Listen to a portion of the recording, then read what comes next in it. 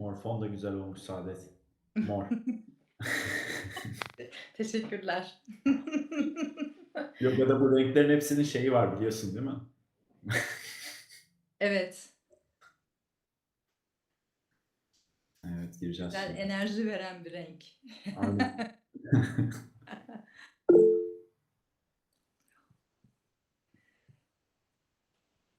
Well, good evening, everyone. Good evening, like-minded friends. Welcome to Midmen Events. Hello, hello. Thank you so much. Hi. Hi, Alp. Hello, Alp. Thank you all for sharing your precious time with us, and thanks so much to Alp Sezginsoy. Thank you also for sharing your important and precious time with us to tell us important things about work situations, future of work, and the digital world, and everything. Thank you, Saadet. It's a pleasure for me. Thanks a lot for the invitation. You're welcome. Thank you.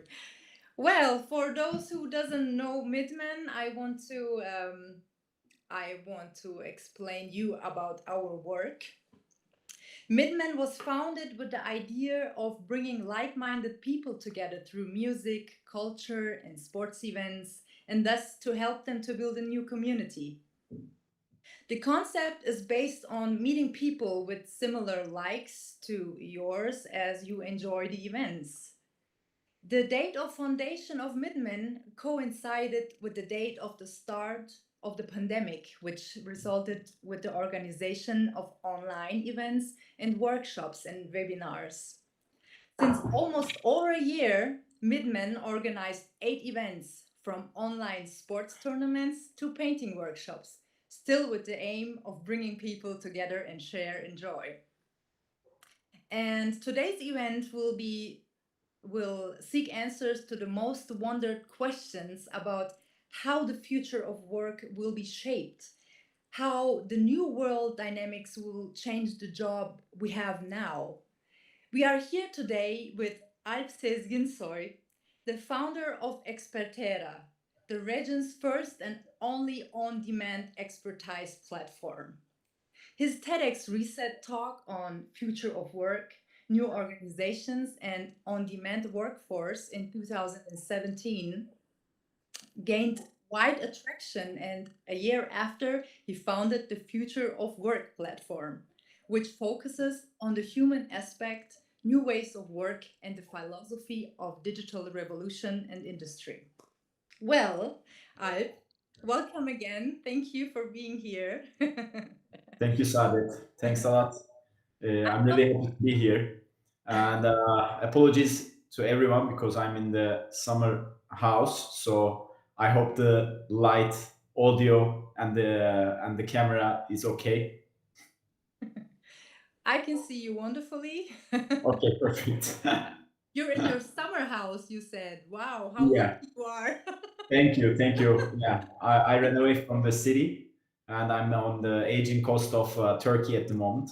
Nice. Yeah. Nice. We still didn't receive the real summer in Germany. We're still waiting. But Well, you're no, in your house.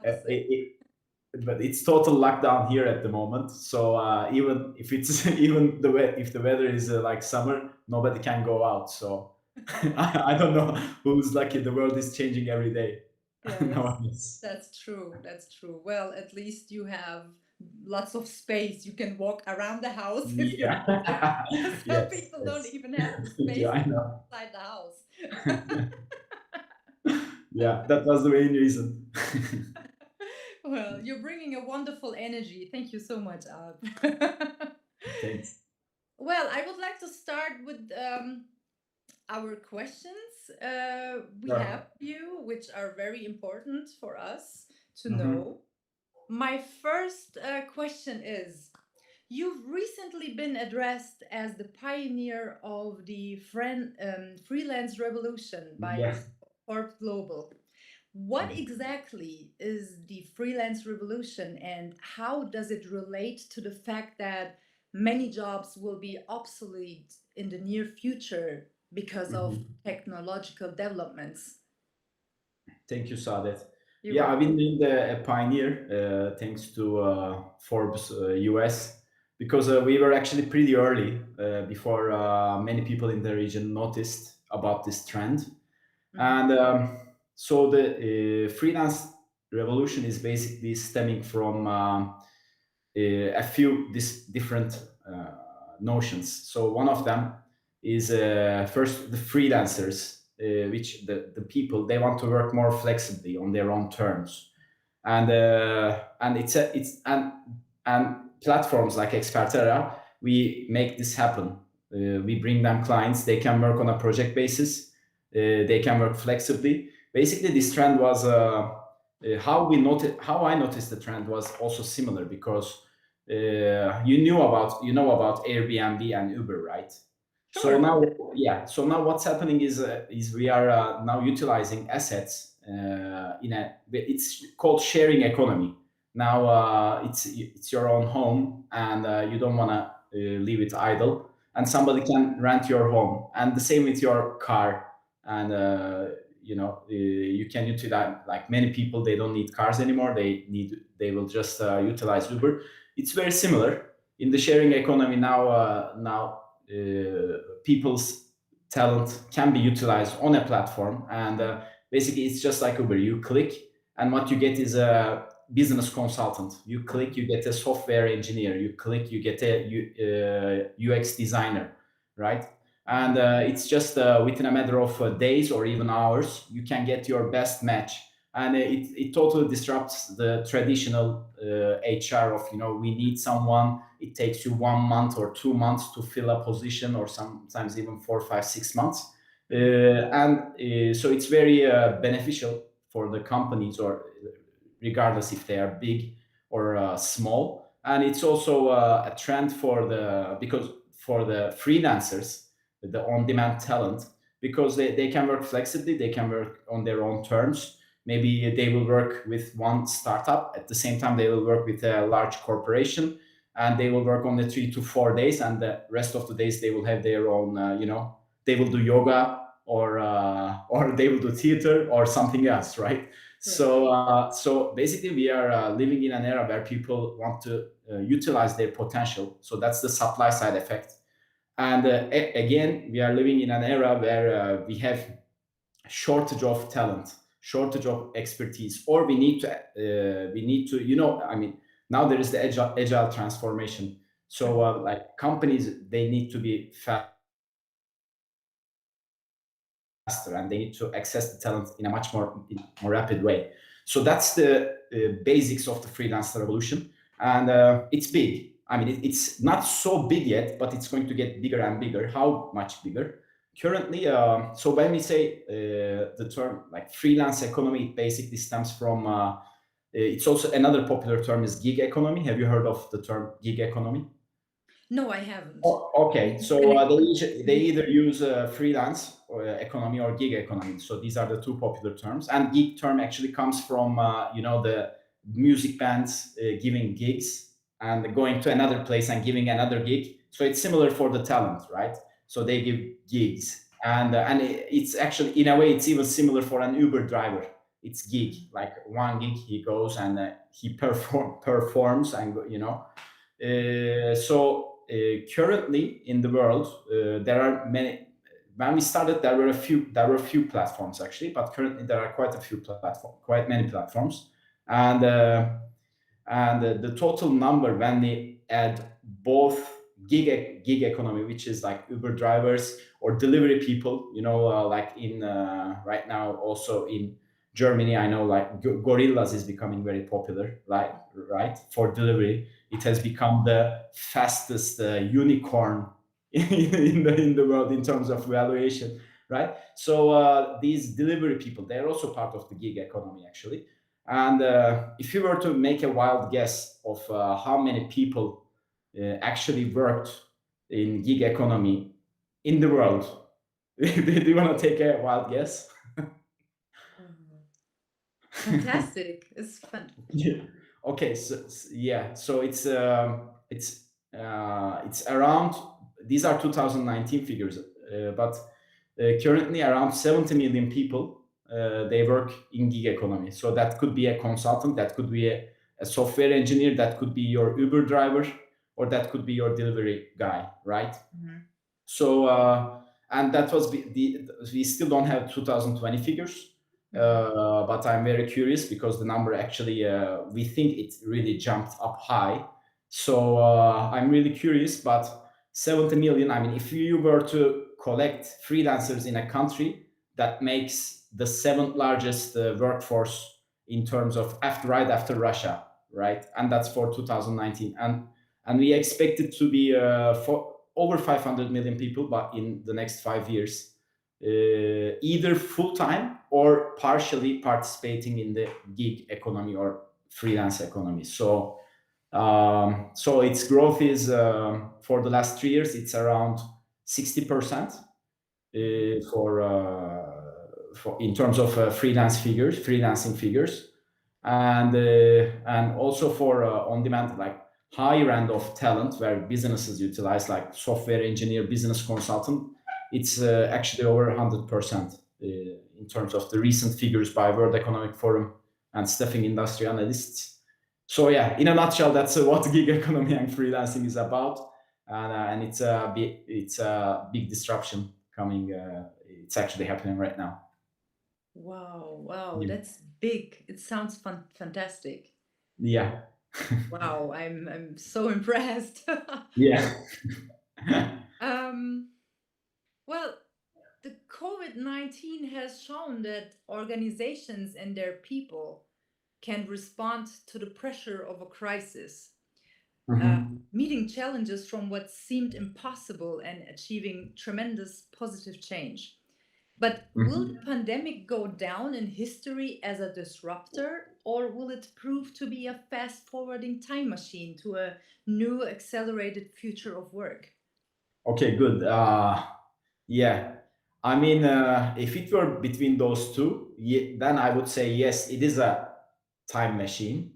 But it's a time machine that also changed the course of history forever. I mean, when we put this time machine into play, it's not the same as just fast forwarding, because I don't think your or at least my grandmother would, or mother or father would order from an app for their groceries, right? Mm-hmm. But right, they would still go and complete their Right, life probably by right. going to the grocery store and buying stuff, and now they do order, so they've also become online. So it changed, it disrupted the way we act forever. And yes, it is a time machine in a way, because many of the things in that are happening right now, we were actually talking about it since 2017 to since 2018. That is going to take place in 2025, in 2000. Some said it's 2025. Like remote work is going to be remote work, as an example, is going to prevail, and some said it's 2030.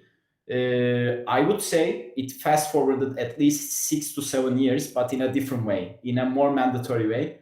And it showed us what we can do through technology if we were to see Mm. the opportunity.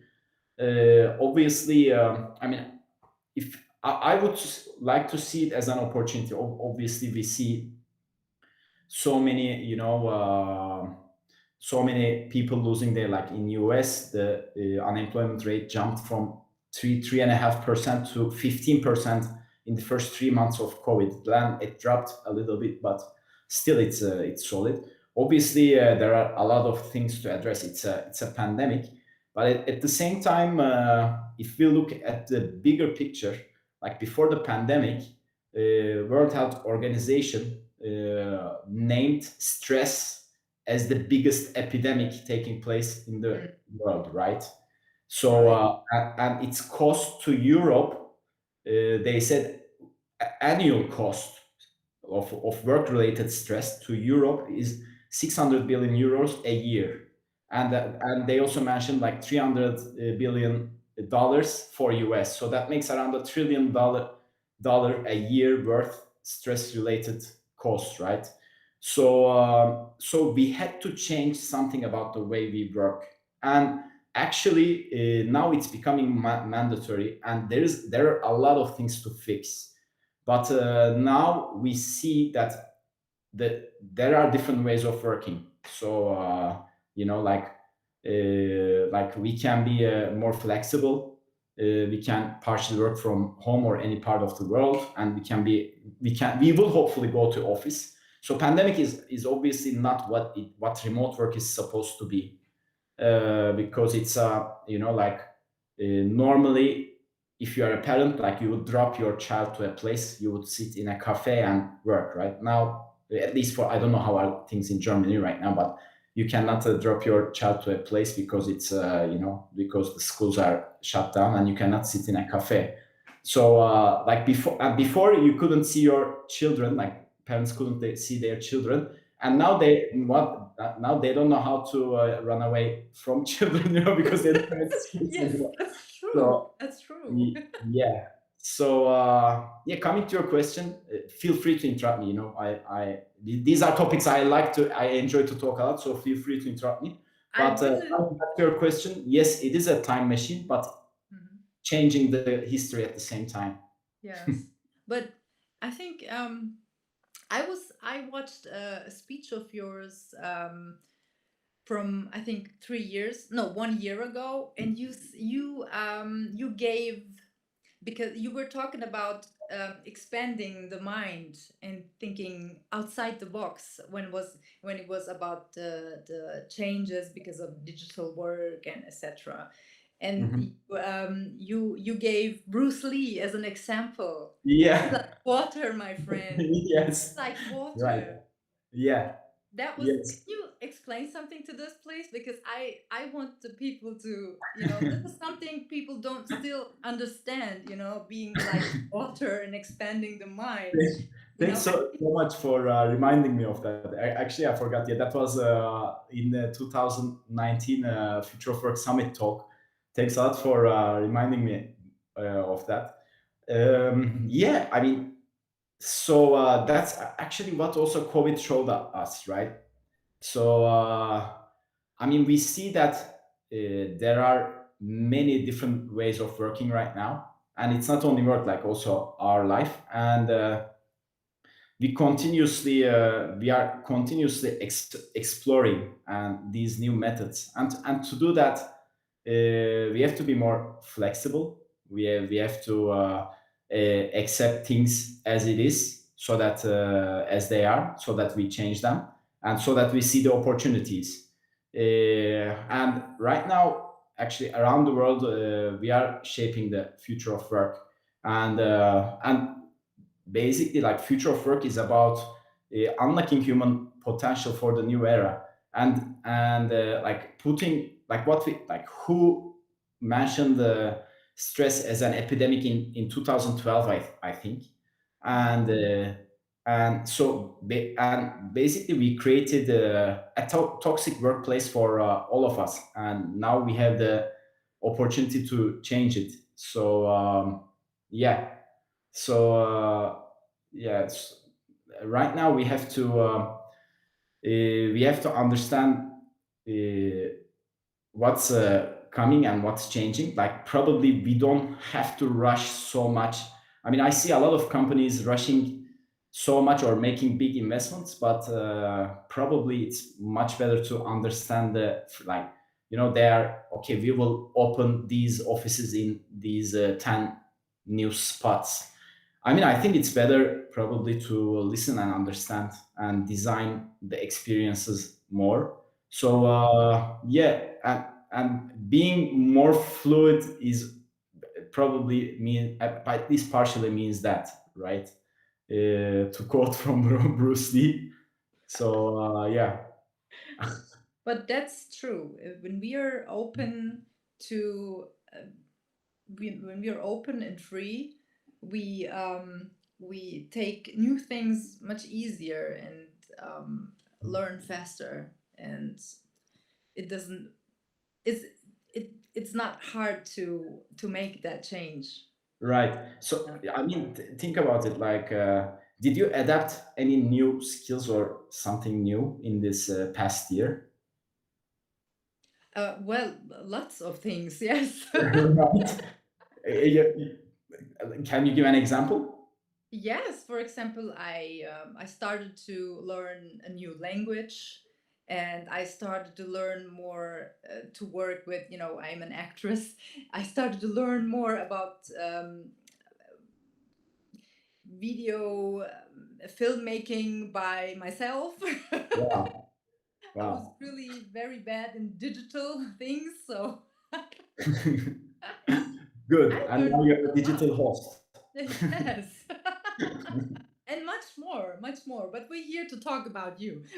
Yeah, yeah, no, but that's exactly what I'm saying. Like many people now, they learned in the past year, like do it yourself, or only on Google. The Google searches increased in the first 3 months around 80%. The learning platforms, I mean, in the beginning, people said it's twofold, but now it's 3 to 5 fold utilization of these platforms. Like people learn non-stop and continuously. Yeah. So like people are rediscovering themselves. So that like they are understanding what else they can do. Like they are not only stuck in a cubicle, or they don't go to commute to work and come back anymore. Like we are realizing a new life is possible, and we are also discovering stuff about ourselves. I mean, I started. I was doing a little yoga, and now I do more. And I also I like people are spending more time on themselves and their pursuits. So that's a good thing, and we are going to obviously we are going to be productive. I mean that's a whole different topic, but that's what this is about. Mhm. Great. Yeah, Great. Thank you. Well, I have another question for you. yeah, please. Um, According to a recent article published on Washington Post, a growing number of bellwether companies are outlining their hybrid return to work plans. Do you think that the hybrid office will be here to stay? Uh, yeah. So okay, it will be so that game is over. So the hybrid workforce, the remote hybrid is here to stay. All these huge Googleplex, or like large Microsoft campuses, etc. Like these tech companies, they love to invest. Probably they will continue to do so in a different way, but I mean, all like regardless of any other survey or research or people you talk to, it's all the same. Like people, they want to spend on average like 2 to 3 days in the either at home or someplace they want, and 1 2 days or 2 3 days in the office. So and it's then that figure is around 65 to 70%. Already the Fortune 500 C levels, they announced that hybrid remote is here to stay. Like around over 80% said they will stick to hybrid remote, Mhm. or they will stick to fully remote for some part of their workforce. So yeah, the next year, 2 3 4 years, we will be exploring how we do that. So that game is over. So it's here to stay for sure. To say for sure. Yeah, Good. yeah, Good. I hope yeah. that everyone will like it. Yes, we have to like it. We We just have say to, yes. No, we have to we we have have to to, form the right. We how, have to go with the time and we have to go with the change, to, I mean, it has lots of positive sides for us when yes.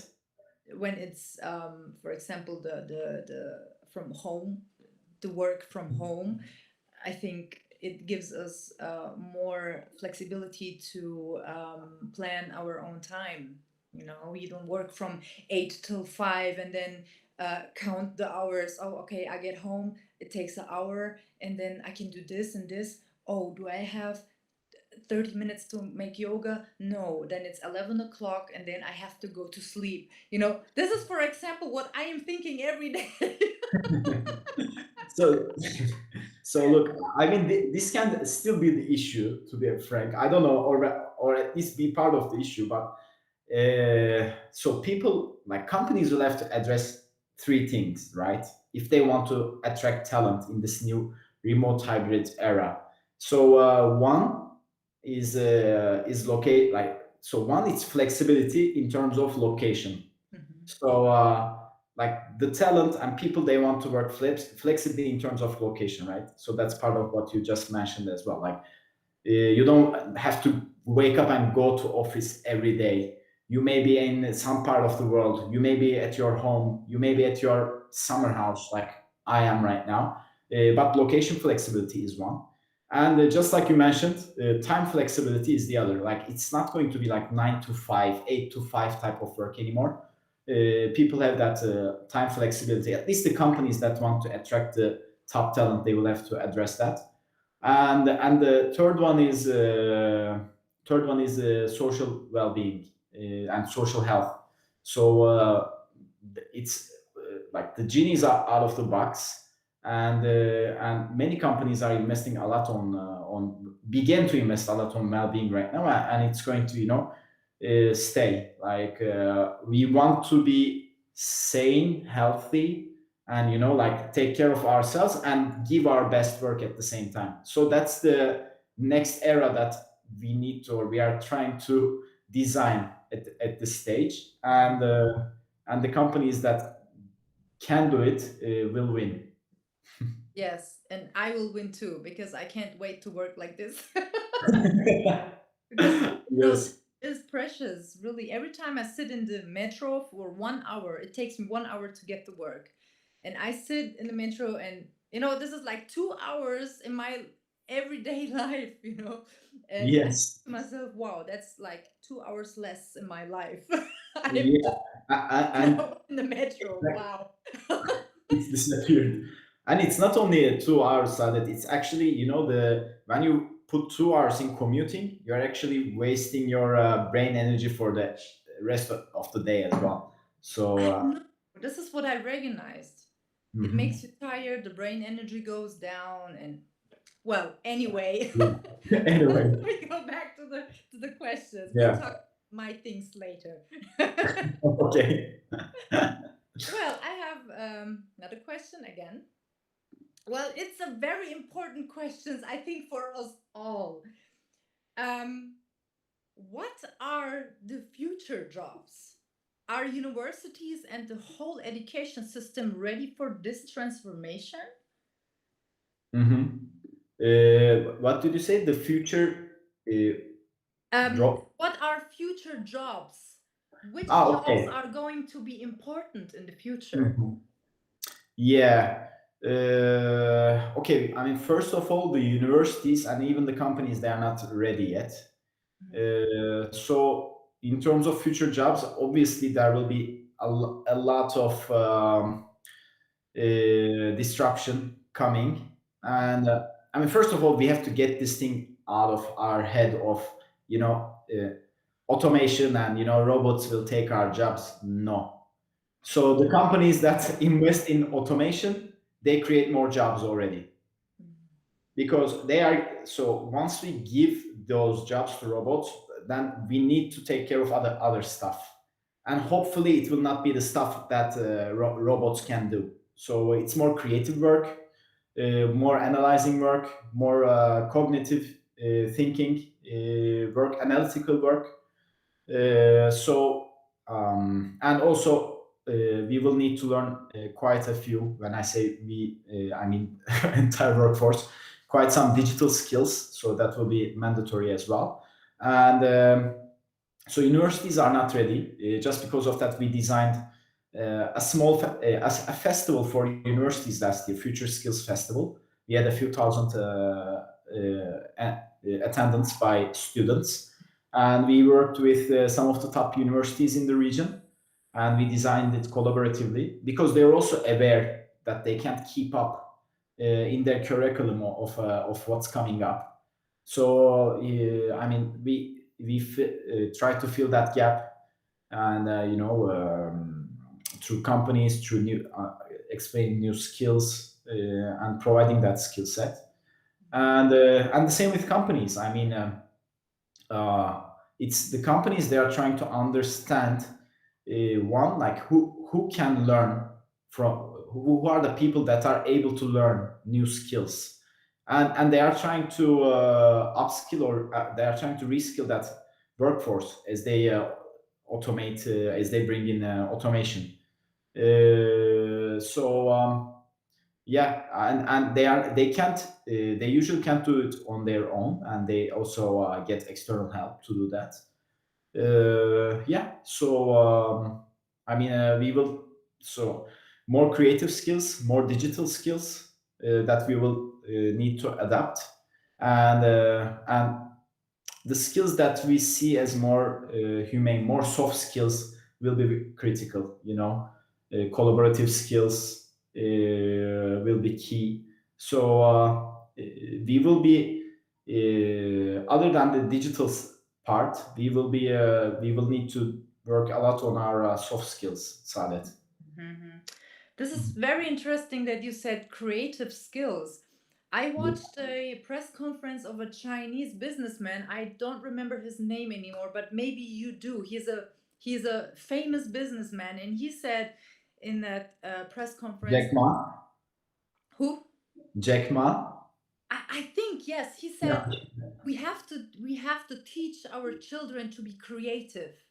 Yeah. That's are the future jobs. Teach them to be creative. And the whole school system has to change and be creative to teach the children to be more creative. And Yes. it was interesting that Yes. you also said that. Yeah. I mean, exactly. Before. I mean, that's the evolution that we are going through. It's not the revolution; it's the evolution, actually. Before, we had to, for the assembly line or for the cubicles, right? Many people we worked on. I also worked on. I started my career in my first job. I started as a trader with investment banks, right? And it started as very cool, trader, and trading, and now it's obsolete because now the bots are doing it. Right. Now 70% of those jobs are gone. My first profession is gone. Right. The first skills I developed. So I'm not sitting around and crying, but and it's going to be the same with many other jobs. So we will have to learn, we will have to understand, and that's the thing with creativity, or what Jack Ma also mentioned. The schools, they will they they are used to build talent for an assembly line or for a cubicle that does the same or similar stuff for a long period of time, but that's the thing that changed. So now we need to unlearn, relearn, because what happens, like, as we give to the machine, to the robots, the data, they learn, and they take the automation. So we need to unlearn that part, and we need to relearn, right? So that's the basics of the future of work. And to relearn, we need. How do you learn all the time? You have to do stuff that you like. So that's the Right. basic, right? True. So True. yeah, that's how you learn. So that's why all the companies, they are now focusing on the new buzzword, purpose. When we first covered purpose in 2017, it was like, oh, like very early stage, and now all companies are talking about purpose, and it's going in the right direction. I don't know what will come out of that, but yeah. So creativity, it comes with your purpose, your passion, and the schools, they will have to and now they are changing their system of it has to be much more customized. I mean, maybe about some new schools in France, like they barely have any teachers, like they provide a framework, and the students, they learn to learn, right? Because that's what it's about. What you have to learn is not something static, because that you can find already in Google. It's ready or in Coursera, etc., or one of these tools. But Mm. what's critical for you is learning to learn, right? And Right. learning to learn yourself as well. So yeah. Yeah, right. We have one question from our viewer, one of our viewer. What kind of future education or certificates can Alp recommend to be prepared for the future of work?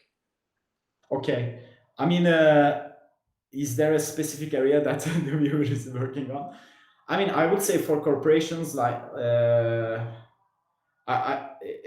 you send a follow up email to the attendants? I can put a few links, but like, if you're in a corporate world, like agility and agile project management type of skills, you can utilize everywhere.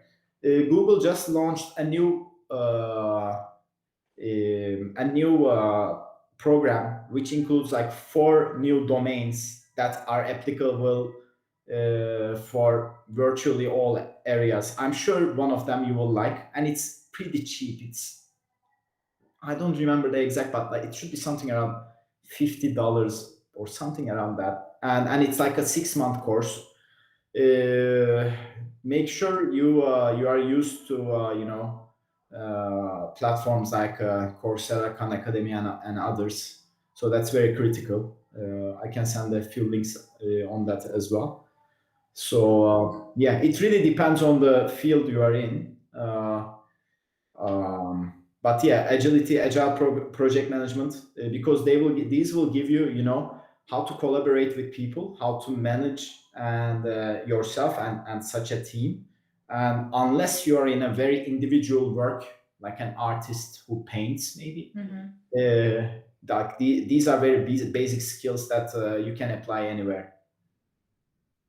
Thank Yeah. you. Thank you. Do we have another question? If not, I would like to ask another question. No. Okay. Okay. According to a recent study, more than half of respondents would refuse to work for an employer whose social and environment policies don't match their beliefs. How important will these issues be in the future while deciding on a job? Sorry, can you repeat? Yes, of course.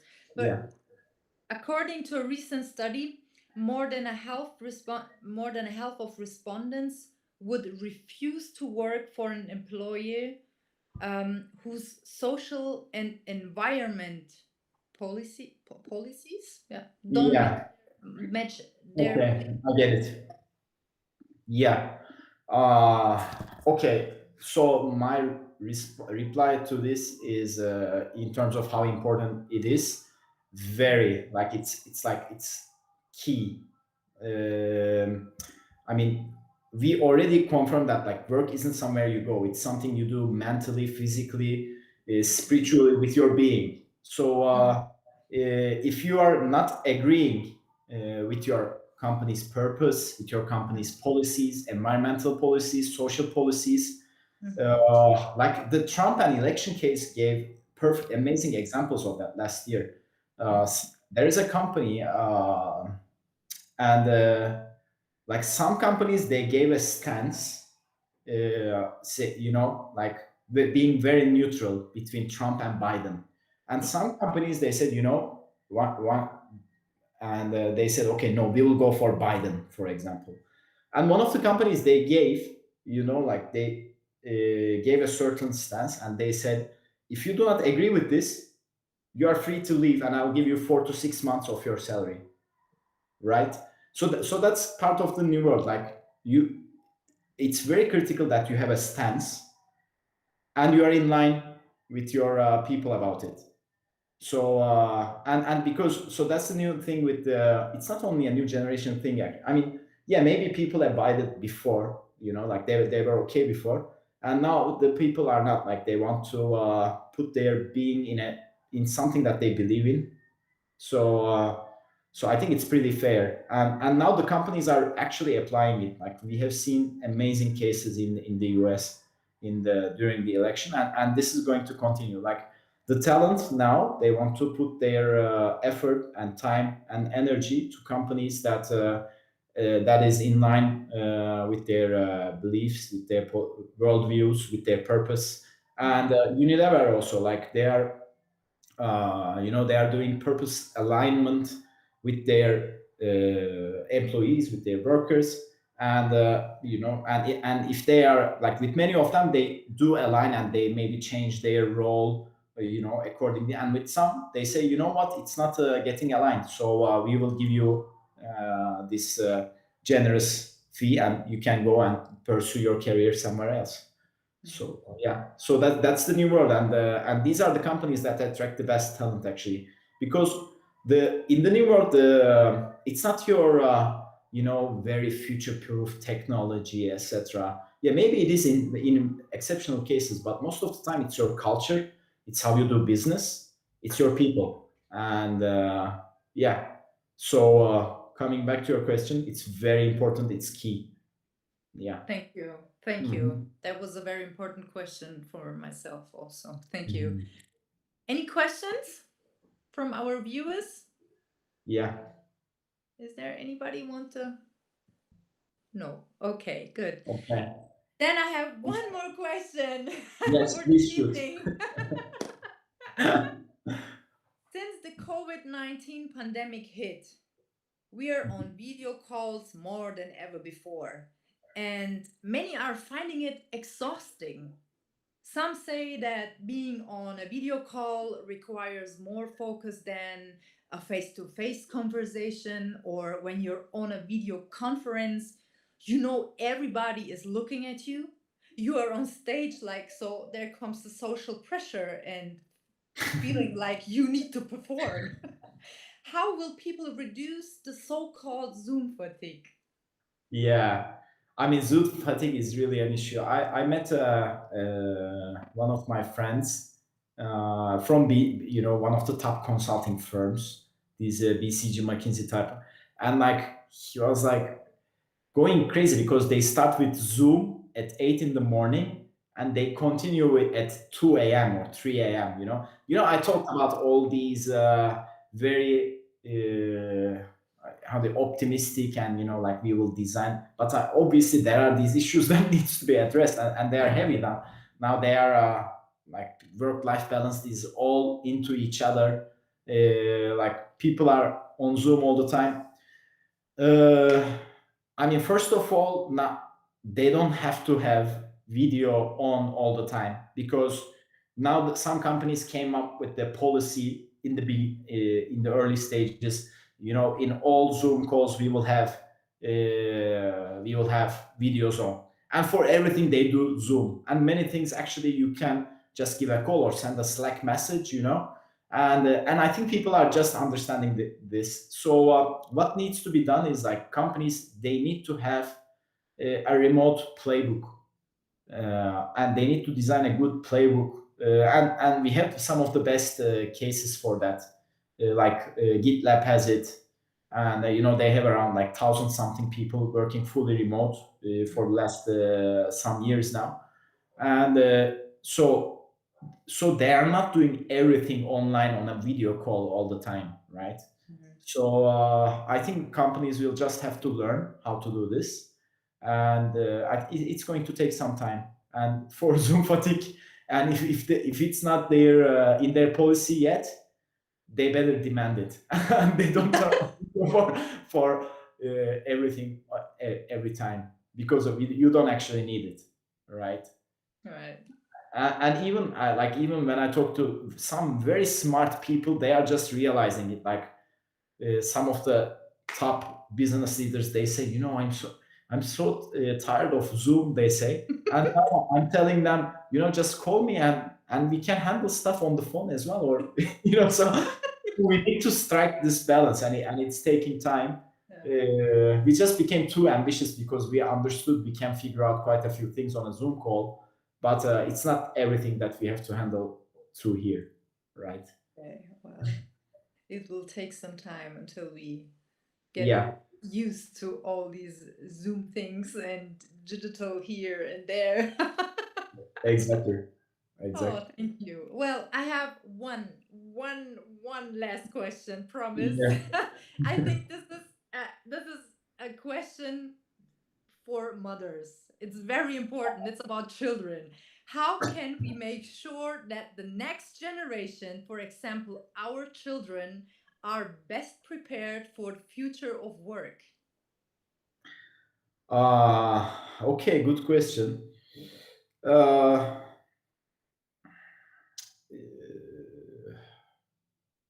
I mean, it's a very big debate, and it has different camps. But I would say observe. I mean, we are not in the era of you will become a doctor or engineer era, right? So that era is over. So observe your children and give them space to explore, right? So and also yeah, and also observe them and try to accelerate their process of understanding themselves better, right? It's not I mean Sadet, like we studied, I don't know, like for university I studied like from 7 year old until 22, and then I did a master's, another 1 2 years, like 15 16 years something. And I don't know, like we didn't even have things like breathing, right? Nutrition. I mean, so make sure No, they so this make is sure. so important. Yeah, and now all business leaders, like it's mandatory in quite a few companies now, like with the well-being, like all these aspects as well. So when they discover, it's not only skill sets, make sure they know how to discover themselves as well, and they know these kind of basic things, and make sure they know how to learn on their own. Yeah. Right. So that's what yeah, in a nutshell, that's what I would say. Thank you very much. Thank you, thank you, thank you. We Thanks, think Sadet. similar about the letting children to get to know themselves and you know Mhm. where they belong. It's important. Yeah, It's yeah. important. Thank you very much, Alp. Thank you, It Sadet. was Thanks. a pleasure to speak to such kind and genius person. Thank you. Thank Thank you so you. much.